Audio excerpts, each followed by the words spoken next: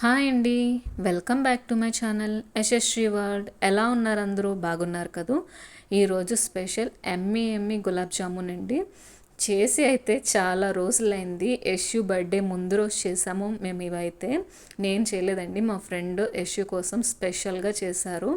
తనకి యశుకి ఇష్టం అంటే తన కోసం చేశారండి. నేను ఏదైనా మనం వదిలిపెట్టాం కదా, చేస్తే వీడియో తీస్తాం కదా. నేను తను చేస్తుంటే నేను వీడియో తీసానండి. ముందుగా 1 కప్పు గులాబ్ జామున్ పౌడర్ తీసుకొని పాలు కొంచెం కొంచెంగా వేసుకుంటూ కలుపుకోవాలండి. ఇప్పుడు తను చేస్తుంది చూపిస్తున్నాను కదా, ఆ విధంగా కలుపుకోవాలి. చపాతీ పిండి ముద్దలా కలుపుకోవాలి.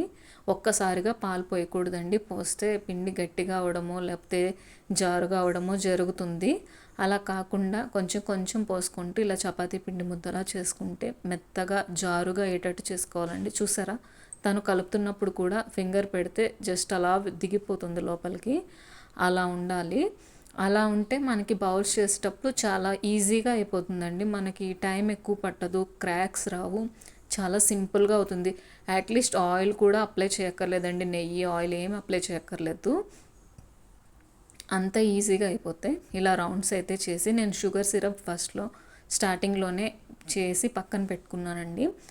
1.5 కప్పు షుగర్కి 1.5 కప్పు వాటర్ వేసి పాకం పట్టుకున్నాను, పక్కనే పెట్టుకున్నాను. తర్వాత కొంచెం ఆయిల్ డీప్ ఫ్రైకి పెట్టానండి. ఇలా కొన్ని కొన్ని వేసుకుంటూ, చిన్న పెనం కదా, ఒక 5 బౌల్స్ వేసి స్టార్టింగ్ ఇలా డీప్ ఫ్రై చేసి వెంటనే పక్కనున్న పాకంలో వేసేసామండి. అలా అయితే తొందరగా అబ్జర్వ్ చేసుకుంటుంది. వేపిన వెంటనే దాంట్లోకి షిఫ్ట్ చేస్తే వెంటనే అబ్జర్వ్ చేసుకుంటుందండి.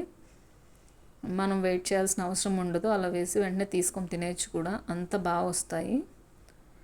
ఆయిల్ ఎక్కువ డీప్ ఫ్రై అయితే ఆయిల్ ఎక్కువ యూజ్ చేయకూడదని చెప్పి నేను చిన్న పెనంలో కొంచెం ఆయిల్ వేసుకొని వాటిలోనే చేసేసానండి, వేస్ట్ చేయకుండా. చూసారు కదా ఎంత బాగా వచ్చాయో, భలే రౌండ్స్గా చాలా బాగున్నాయి కదండి. ఎక్కడ క్రాక్ అంటూ రాలేదు, చాలా స్మూత్గా వచ్చున్నాయి.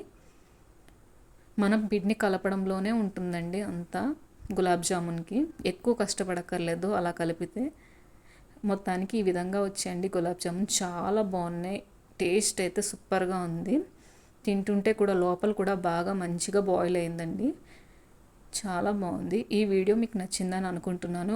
ఈ వీడియో కనుక మీకు నచ్చినట్టుంటే ప్లీజ్ లైక్ చేయండి, షేర్ చేయండి, సబ్స్క్రైబ్ చేసుకోండి. Thank you for watching. Bye.